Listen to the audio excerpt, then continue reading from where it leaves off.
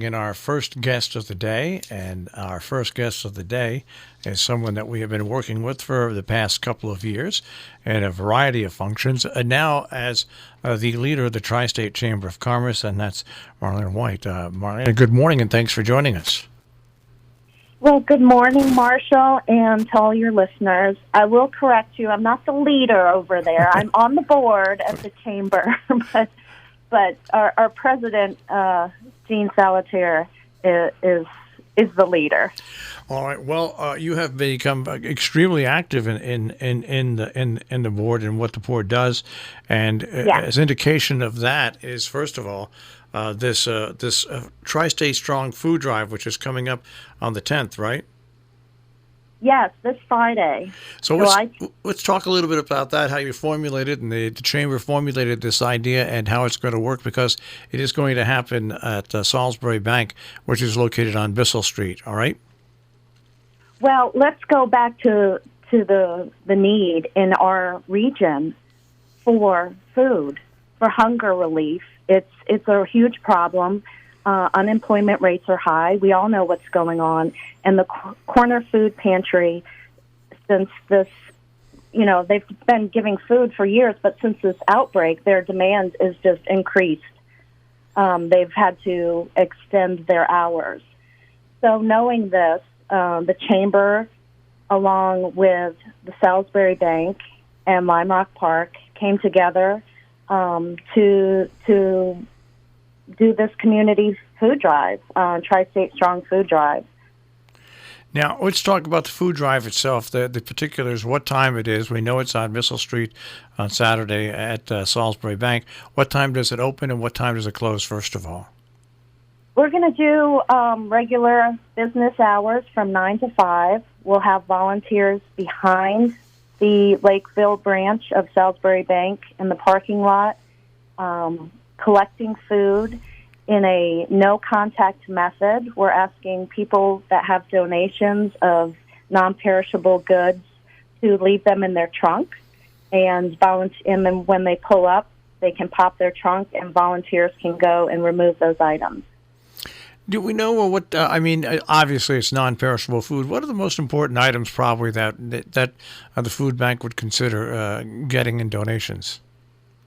Well, the food bank has given us some items that they have a particular need for, and that includes juices, pasta sauce, tuna fish, proteins that are in a can, that can last long, as well as items for the household are always a need. The pantry itself always has a need for disinfectants.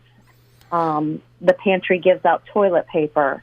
So really anything that you can think of that stays fresh. And they even give out fresh vegetables. A lot of the times farmers drop off items too. So if you have a farm or you have a garden and you have some fresh vegetables that you want to donate, that would be fine too, because we'll be immediately giving the food pantry these items. It's interesting when you say proteins. People are thinking, well, you've got kidney beans, you've got chickpeas, you've got anything like that in a can that is a protein and can be used either to make a salad or to make a chili or to make some sort of bean-based food. So, there's lots of different ways you can get protein into the body, and of course for the food banks, the most important thing of all is the food that they receive from drives like this. It's great if it's really non-perishable, which means it has a long shelf life, because it really does enable these pantries, and especially the corner food pantry, to stock up. Because what's interesting is the pantry has always been open to anybody. They've never really asked for income or anything like this. But as you said, since the pandemic, I think last time I spoke to the corner food pantry, they were closing in on almost double the amount of people using the pantry as before the pandemic. Absolutely. I've talked to them as well, and that's exactly what they've told us as well. And with that, too, Marshall, when you donate these items, check the label. Make sure that the items haven't expired. Yep. Because the volunteers have to go through and check each date on every item and make sure that they haven't expired. And sometimes, we have items in the back of our cabinets that, we want to donate. However, they might have been there for a while. Well, what I can advise people is if you're going to go out at all shopping this week, just get a couple of items. Just imagine if 500 or 1,000 people each got a couple of extra items to donate off. That's all it takes. It takes a couple of items from a large group of individuals. Everybody goes food shopping. So if you go food shopping this week before Saturday, of course, just pick up a couple of extra items and then bring them over. Or else, if you want to be more than that, buy whatever. But it's a very easy way to donate and help.